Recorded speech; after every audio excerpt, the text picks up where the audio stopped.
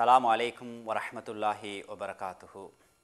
இன்னல் ஹம்தலில்லாஹ் நஹ்மதுஹு வ நஸ்தஈனுஹு வ நஸ்தக்ஃபிருஹு நஊது பில்லாஹ் மின் ஷுரூரி அன்ஃபுஸினா வ மின் ஸய்யிஆத்தி அமாலினா மை யஹ்திஹில்லாஹு ஃபலா முதில்ல லஹு வ மை யுத்லில் ஃபலா ஹாதிய லஹு. வ அஷ்ஹது அல்லா இலாஹ இல்லல்லாஹ் வஹ்தஹு லா ஷரீக லஹு வ அஷ்ஹது அன்ன முஹம்மதன் அப்துஹு வ ரசூலுஹு அம்மா பஅத். ஃபகால அல்லாஹு தஆலா ஃபில் குர்ஆனில் கரீம் அஊது பில்லாஹி மினஷ் ஷைத்தானிர் ரஜீம் பிஸ்மில்லாஹிர் ரஹ்மானிர் ரஹீம். யா அய்யுஹல்லதீன ஆமனு தக்குல்லாஹ ஹக்க துகாத்திஹி வலா தமூதுன்ன இல்லா வ அன்தும் முஸ்லிமூன். யா அய்யுஹன்னாஸ் இத்தகு ரப்பக்கும் அல்லதீ ஹலகக்கும் மின் நஃப்ஸின் வாஹிதா வ ஹலக மின்ஹா ஸௌஜஹா வ பஸ்ஸ மின்ஹுமா ரிஜாலன் கஸீரன் வ நிஸாஅ ஃபத்தகுல்லாஹ அல்லதீ தஸாலூன பிஹி வல் அர்ஹாம் இன்னல்லாஹ கான அலைக்கும் ரகீபா. யா அய்யுஹல்லதீன ஆமனு தக்குல்லாஹ வ கூலு கௌலன் ஸதீதா யுஸ்லிஹ் லக்கும் அஅமாலக்கும் வ யக்ஃபிர் லக்கும் ஸுனூபக்கும் வ மை யுத்திஇல்லாஹ வ ரசூலஹு ஃபக்கத் ஃபாஸ ஃபௌஸன் அலீமா. எல்லா புகழும் அல்லாஹ் ஒருவனுக்கே. கண்ணியத்துக்குரிய இல்லாமல்ல அல்லாஹ்வின் நல்லடியார்களே, பெரியவர்களே, சகோதரர்களே, தாய்மார்களே, சகோதரிகளே, அல்லாஹு தாலா இந்த மார்க்கத்தை நபிகள் நாயகம் ஸல்லல்லாஹு அலைஹி வஸல்லம் அவர்கள் மூலமாக முழு சமுதாய மக்களுக்கும் ஏற்றி வைக்கின்றான். அந்த அடிப்படையில் அல்லாஹ்வுடைய செய்தியை சொல்வதற்காக வேண்டி வானத்து செய்தியான இந்த குர்ஆனுடைய செய்தியையும் நபிகள் நாயகம் ஸல்லல்லாஹு அலைஹி வஸல்லம் பொன்மொழிகளை மக்களுக்கு எத்தி வைக்கும் முகமாக அல்லாஹ் தஆலா நபிகள் நாயகம் ஸல்லல்லாஹு அலைஹி வஸல்லம் அவர்களை தனது தூதராக நபியாக தேர்ந்தெடுக்கின்றான். தேர்ந்தெடுக்கப்பட்ட அந்த நபிகள் நாயகம் ஸல்லல்லாஹு அலைஹி வஸல்லம் அவர்கள் மூலமாக இந்த மக்களுக்கு தேவையான, சமுதாய மக்களுக்கு தேவையான அத்தனை விடயங்களையும் அல்லாஹ் தஆலா ஜிப்ரீல் அலைஹிஸ்ஸலாத்து வஸ்ஸலாம் அவர்கள் மூலமாக காலத்துக்கும் நேரத்துக்கும் இடத்துக்கும் ஏற்ப வழங்கி கொண்டே இருந்தான். எனவே நபிகள் நாயகம் ஸல்லல்லாஹு அலைஹி வஸல்லம் அவர்கள் தனது 23 கால தாவா காலத்தில், தாவா பணியில் அமலாக இருந்தாலும் சரி, இபாதத்தாக இருந்தாலும் சரி, எந்த விடயமாக இருந்தாலும் சரி, அத்தனைக்கும் ஒரு முன்னுதாரணமாக இப்படித்தான் ஒவ்வொரு அமல்களையும் செய்ய வேண்டும் என்ற அடிப்படையில் எங்களுக்கு அழகான முறையில், தெளிவான முறையில் அவர்கள் சொல்லியும் செய்தும் காட்டியிருக்கின்றார்கள்.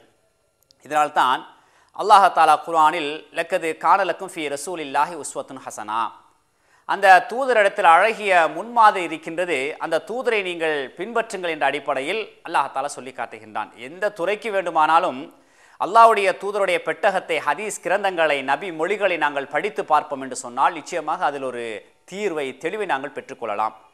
திருமணம் எப்படி முடிக்க வேண்டும், வியாபாரம் எப்படி செய்ய வேண்டும், பக்கத்து வீட்டார்களோடு எப்படி நடந்து கொள்ள வேண்டும், உறவுகளோடு எப்படி நடந்து கொள்ள வேண்டும் என்று இப்படி எந்த துறைக்கு வேண்டுமானாலும் நபிகள் நாயகம் ஸல்லல்லாஹு அலைஹி வஸல்லம் அவர்கள் அதை பற்றி என்ன சொல்லியிருக்கின்றார்கள் என்று நாங்கள் தேடி பார்ப்போம் என்று சொன்னால் நிச்சயமாக அழகான, தெளிவான, இலகுவான விடயங்களை எங்களுக்கு வழிகாட்டியிருக்கின்றார்கள். இந்த அடிப்படையில் தான் இன்று நாம் உங்களுக்கு செயல் வடிவத்தில் செய்து காட்டக்கூடிய தொழுகை, இந்த தொழுகை நபிகள் நாயகம் ஸல்லல்லாஹு அலைஹி வஸல்லம் அவர்கள் மக்காவிலும் தொழுதார்கள், மதீனாவிலும் தொழுதார்கள்.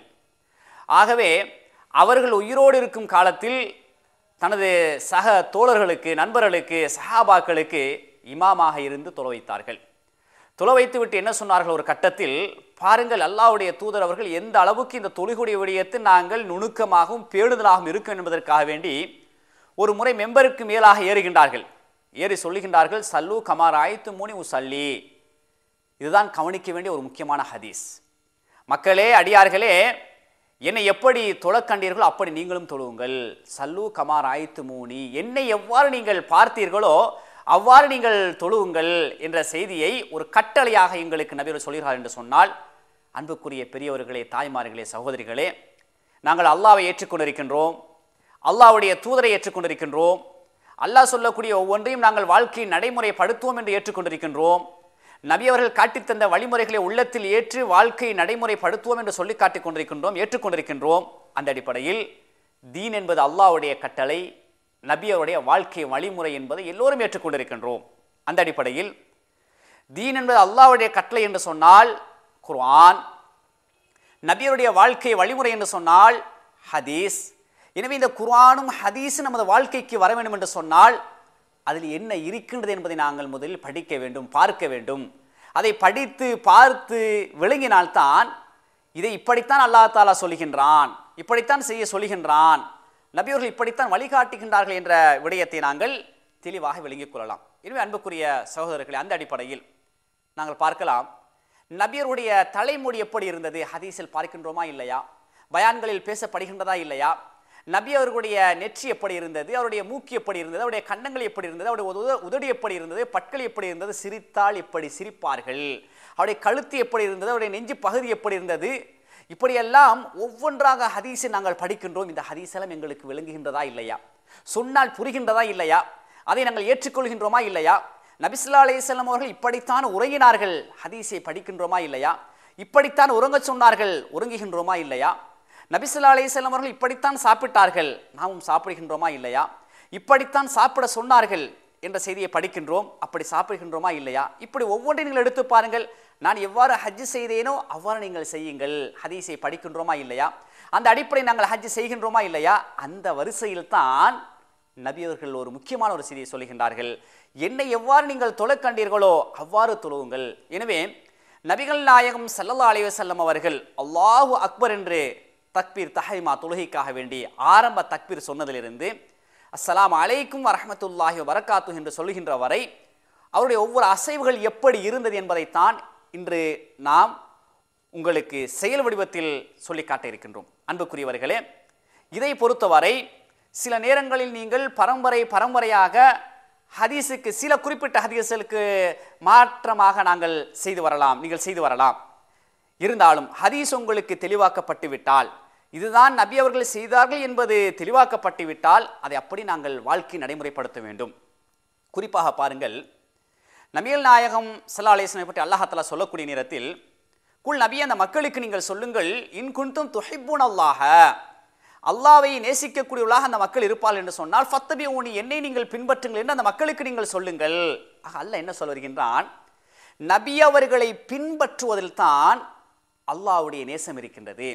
அல்லாஹ்வை நீங்கள் உண்மையை நேசிக்கின்றீர்களா? அப்படி என்று சொன்னால் நீங்கள் செய்ய வேண்டியதுதான் நபி அவர்களை பின்பற்ற வேண்டும். எல்லா துறைக்கும் நபி அவர்களை பின்பற்ற வேண்டும் என்ற செய்தியை அந்த குர்ஆன் வசனத்தின் மூலம் எங்களுக்கு சொல்லி காட்டுகின்றான். வமா ஆத்தாக்கும் ரசூலு ஃபஹுதூஹு, அந்த தூதர் உங்களுக்கு எதை கொண்டு வந்தாரோ அதை அப்படியே பற்றி பிடித்துக் கொள்ளுங்கள். வமா நஹாக்கும் அன்ஹு ஃபன்தஹு, எதை விட்டு உங்களை தடை செய்தாரோ அதை விட்டு ஒதுங்கிக் கொள்ளுங்கள், தவிர்ந்து கொள்ளுங்கள் என்று அல்லாஹ் தஆலா குர்ஆன் மூலமாக எங்களுக்கு பாடம் நடத்துகிறான் என்று சொன்னால், அன்புக்குரிய பெரியவர்களே, தாய்மார்களே, சகோதரிகளே, இந்த விடயத்தை நாங்கள் கண்ணும் கருத்துமாக இருக்க வேண்டும்.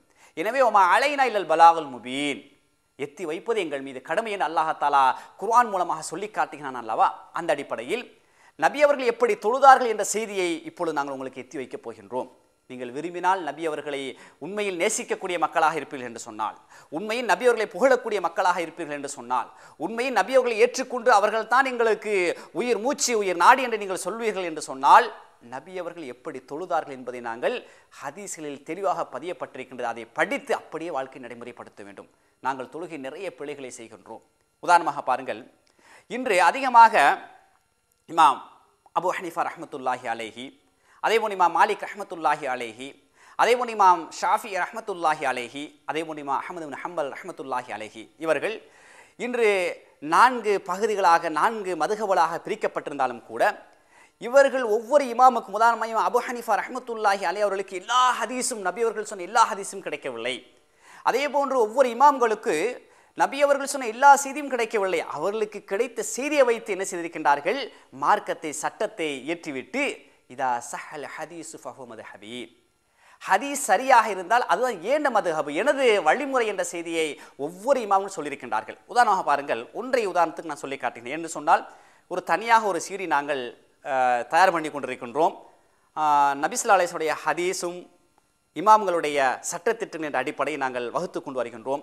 ஒவ்வொரு இமாம்களுடைய சட்டத்திட்டங்களும் அந்த தீர்வுகளும் தெளிவுகளும் ஹதீஸும் என்ற அடிப்படை இரண்டையும் கொண்டு வந்து எது சரியாக இருக்கின்றது, ஏன் இதற்காக ஏன் பிழையாக வருகின்றது என்ற தெளிவைகளை நாங்கள் வழங்க இருக்கின்றோம். அது ஒரு பக்கமாக இருந்தாலும், இப்போது உங்களை உதாரணத்துக்கு ஒன்றை சொல்லி காட்டுகின்றேன் பாருங்கள். எமது மக்கள் என்ன செய்கின்றார்கள் என்று சொன்னால், சில ஹதீஸ்களை ஏற்றுக்கொள்கின்றார்கள், சில ஹதீஸ்களை அலட்சியப்படுத்துகின்றார்கள் அல்லது புறக்கணிக்கின்றார்கள். சற்று யோசித்து பாருங்கள். அதிகமாக ஒவ்வொரு மதுஹப் என்ற அடிப்படை நாங்கள் எடுத்துக்கொள்வோம் என்று சொன்னால், உதாரணமாக இமாம் ஷாஃபி ரஹ்மத்துல்லாஹி அலைஹி அவர்கள் சொல்கின்றார்கள், யார் ஒழு செய்த நிலையில் ஒட்டகை இறைச்சியை சாப்பிடுகின்றாரோ அவருடைய ஒழு முறிந்து விட்டது.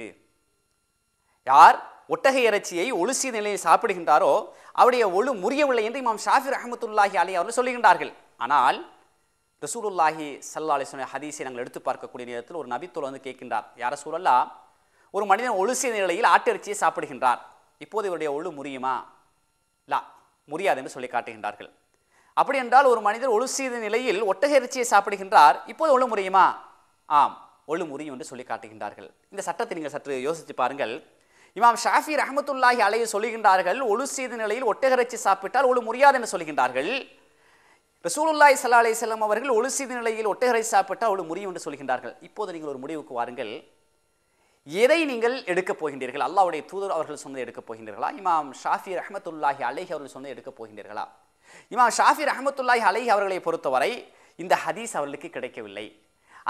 அந்த ஆட்டு இறைச்சி ஏனைய இறைச்சிகளை சாப்பிட்டால் எப்படி ஒழு முறியாதோ அதே போன்றான் இந்த சட்டம் என்ற அடிப்படையில் ஒட்டக இறைச்சியை சாப்பிட்டாலும் ஒழு செய்த நிலையில் ஒட்டக இறைச்சியை சாப்பிட்டாலும் ஒழு முறியாது என்று தீர்வை எழுதி வைத்து விட்டுத்தான் ஃபைதா சஹல் ஹதீஸ் மதுஹபி, ஒவ்வொரு சட்டத்தை ஏற்றிவிட்டு இந்த சட்டம் ஹதீஸுக்கு முரண்பட்டால் எனது சட்டத்தை விட்டு விடுங்கள், ஹதீஸை எடுத்து நடங்கள் என்று ஒவ்வொரு இமாமும் சொல்லியிருக்கின்றார்கள். பின்னால் வந்த இமாம் நவவி ரஹ்மத்துல்லாஹி அலைஹி அவர் சொல்லுகின்றார்கள், இந்த செய்தியை வைத்து இந்த ஒட்டக இறைச்சி சம்பந்தப்பட்ட விடயத்தை வைத்து சொல்லுகின்றார்கள், இமாம் ஷாஃபி ரஹ்மத்துல்லாஹி அலைஹி அவர்களுக்கு இந்த செய்தி கிடைக்கவில்லை, கிடைத்திருந்தால் இப்படி சொல்லியிருக்க மாட்டார்கள். எனவே இதை நாங்கள் பிழை என்றோ அல்லது இமாம் ஷாஃபி ரஹ்மத்துல்லாஹி அலைஹி அவர்கள் ஹதீஸுக்கு முரண்பாட்டு விட்டார்கள், கூடாதவர்கள் என்றெல்லாம் நாங்கள் சொல்லக்கூடாது. அந்த செய்தி அவர்களுக்கு கிடைக்கவில்லை, ஆகவே அவர்கள் மேல் எந்த பிழையும் கிடையாது.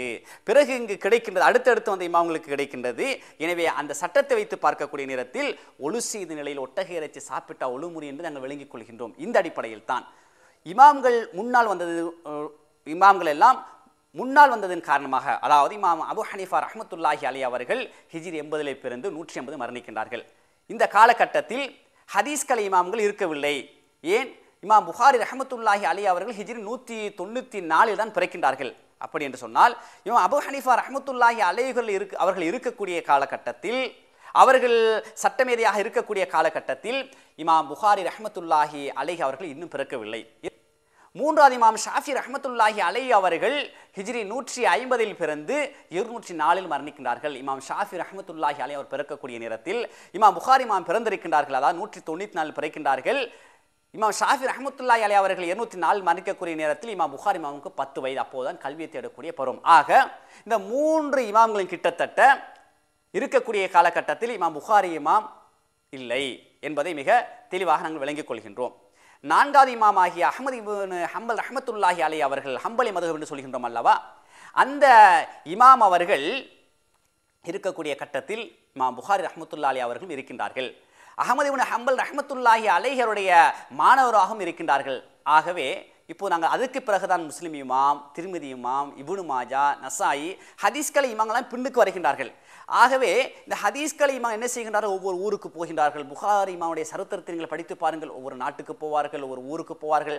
யாரிடத்தில் ஹதீஸ் இருக்கின்றதோ, நபிமொழி இருக்கின்றதோ அதை தேடி எடுத்து அது சரிதானா பிழைதானா என்று ஆய்வு செய்து என்ன செய்தார்கள்? ஒரு கிதாபை புகாரி என்ற அடிப்படையில் ஒவ்வொரு இமாம்கள் அப்படி கிதாபை எங்களுக்கு தந்திருக்கிறார்கள் என்று சொன்னால், கண்ணியத்துக்குரிய தாய்மார்களே, பெரியவர்களே, சகோதரர்களே, சகோதரிகளே, ஃபிக்ஹ் இமாம்கள் முன்னாலும் ஹதீஸ்கலை இமாம்கள் பின்னாலும் வந்ததன் காரணமாகத்தான் என்ன நடந்தது என்று சொன்னால், ஃபிக்ஹ் இமாம்களுக்கு கிடைத்த சில ஹதீஸை வைத்து என்ன செய்தார்கள்? தீர்ப்பளித்து விட்டு இதா சஹல் ஹதீஸு ஃபஹுவ மதுஹபி, ஹதீஸ் சரியாக இருந்தால் அதுதான் எனது மதுஹப் என்று சொல்லி காட்டிருக்கின்றார்கள். எனவே இந்த அடிப்படையில் மதுஹப் என்ற ஒன்றை நாங்கள் ஒரு பக்கமாக வைத்துவிட்டு, நபி ஸல்லல்லாஹு அலைஹி வஸல்லம் அவர்கள் தனது தொழுகையில் எப்படி நடந்தார்கள், ஒவ்வொரு விடயத்தை நாங்கள் நபி அவர்கள், அதாவது சாப்பிடக்கூடிய விடயத்தை நபி அவர்கள் இப்படித்தான் சாப்பிட்டான் என்று சொல்கின்றோமா இல்லையா? தூங்கக்கூடிய விதத்தில் நபி அவர்கள் இப்படித்தான் தூங்கினார் என்று சொல்கின்றோமா இல்லையா? ஆடை அணிந்தால் நபி அவர்கள் இப்படித்தான் ஆடை அணிந்தார் என்று ஹதீஸை வைத்து சொல்கின்றோமா இல்லையா? அந்த அடிப்படையில் நபி அவர்கள் இப்படித்தான் தொழுதார்கள் என்பதை நாங்கள் ஒவ்வொரு ஆதாரத்தோடு, சில கட்டங்களை சில ஹதீஸ் இலக்கத்தோடு உங்களுக்கு நாங்கள் முன்வைக்க இருக்கின்றோம். எனவே இங்கு சொல்லக்கூடிய ஹதீஸ்கள் எல்லாம் அரபு கிதாபிலிருந்து கூடுதலாக எடுக்கப்பட்டிருக்கின்றது. சில விடயங்கள் மொழிபெயர்க்கப்பட்ட தமிழ் கிதாபிலிருந்து எடுக்கப்பட்டிருக்கின்றது. இருந்தாலும் கூட நாங்கள் சொல்லக்கூடிய ஹதீஸை நீங்கள் நேரடியாக பார்க்க வேண்டும் என்று சொன்னால், ஒவ்வொரு எந்த கிதாபை நாங்கள் மேற்கோள் காட்டி பேசுகின்றோமோ, எடுத்து காட்டுகின்றோமோ, அந்த கிதாபுடைய தொழுகை என்ற பாடத்தை எடுத்து நீங்கள் படிப்பீர்கள் என்று சொன்னால் அதை நீங்கள் பெற்றுக்கொள்ளலாம். சில நேரம் நாங்கள் பக்கங்களை சொன்னால், ஹதீஸ் இலக்கங்களை சொன்னால் முன்பின் ஆகிவிடலாம். எனவே எந்த கிதாபுடைய ஆதாரத்தை நாங்கள் சொல்லுகின்றோமோ, நூலை சொல்லுகின்றோமோ, அந்த கிதாபுடைய தொழுகை என்ற பாடத்தை எடுத்து பார்ப்பீர்கள் என்று சொன்னால் நிச்சயமாக நாங்கள் சொல்லக்கூடிய விடயத்தை நீங்கள் பெற்றுக்கொள்வீர்கள். எனவே அந்த அடிப்படையில் நபி ஸல்லல்லாஹு அலைஹி வஸல்லம் அவர்கள் எவ்வாறு மக்களுக்கு தொழுவித்தார்கள், எங்களை எப்படி தொலை சொன்னார்கள் என்பதை இப்பொழுது நாங்கள் உங்களுக்கு செயல் வடிவத்தில் செய்து காட்டப் போகின்றோம். எனவே நீங்கள் விரும்பினால் நீங்கள் எடுத்துக்கொள்ளலாம். இதுதான் வமா அலைனா இல்லல் பலாகுல் முபீன், எத்தி வைப்பதை தவிர எங்களுக்கு எதுவுமே கிடையாது. லா இக்ராஹ ஃபித்தீன், மார்க்கத்தில் எந்த விதமான பலவந்தமும் கிடையாது. நபி அவர்கள் இப்படி தொழுதார்கள்